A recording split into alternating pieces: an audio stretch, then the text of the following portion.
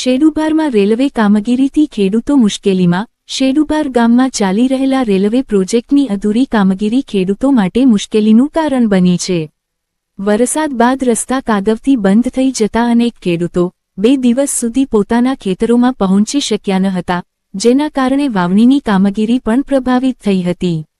ગામના સરપંચ પ્રતિનિધિ સુરેશભાઈ કુંભાણીના જણાવ્યા મુજબ રેલવે લાઇનને કારણે હજારો વીઘા ખેતીની જમીન અલગ વિસ્તારોમાં આવેલી છે।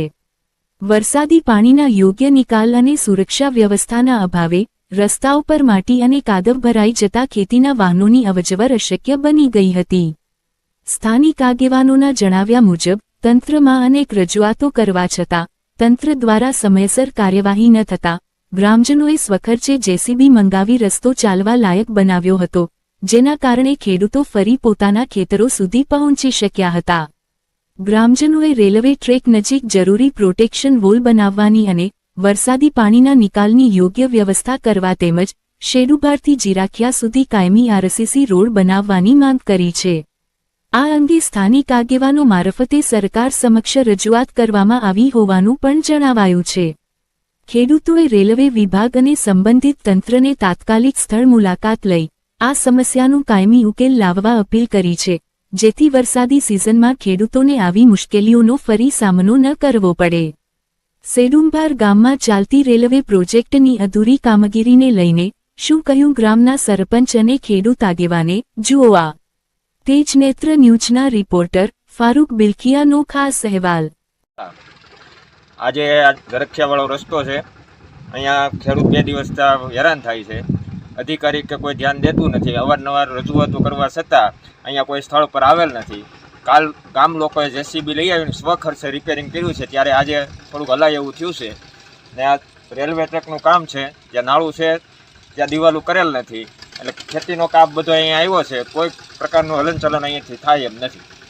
વાવણી વાવી કે વાવણી 2 દિવસથી કોઈ ખેડૂતે વાવી નથી। આજે સ્વખર્ચે રિપેર કરીને આજે લોકો વાવવા ગયા છે જેમ તેમ કરી।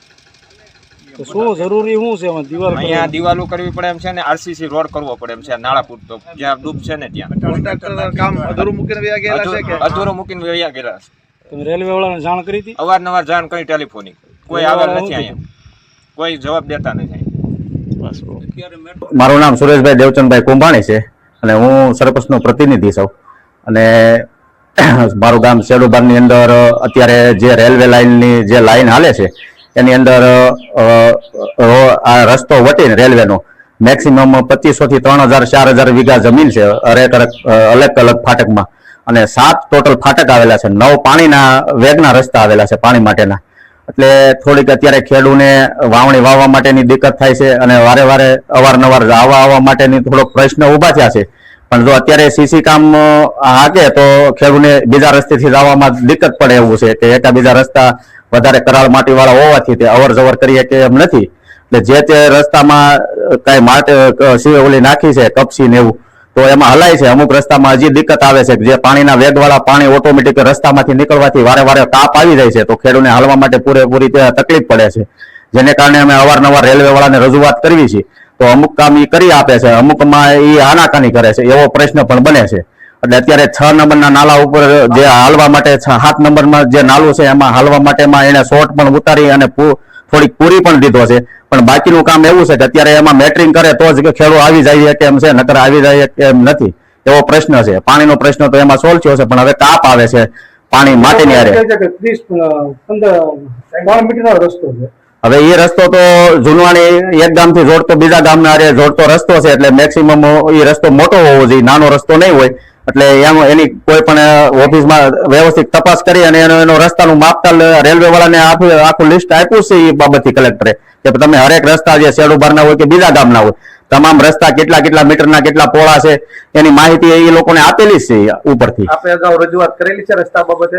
રસ્તા બાબતે રજૂઆતમાં તો અમે સીસી રોડ એમાં માગેલો છે, અમે શેડુબારથી ઝરખિયા માટેનો સીસી રોડની રજૂઆત અમે કૌશિકભાઈ વેકરિયાને કરી છે, ભરતભાઈ સુત્રિયાને કરી છે, અને એ લોકોએ પણ એ લેટર સીધો ગાંધીનગર મુખ્યમંત્રીને આપી દીધેલો છે। એટલે એનું વિગતવાર પ્રોસેસ ચાલુ થઈ છે, હવે જ્યારે એની મંજૂર થઈને આવશે ત્યારે એનું કાંઈ હાલશે।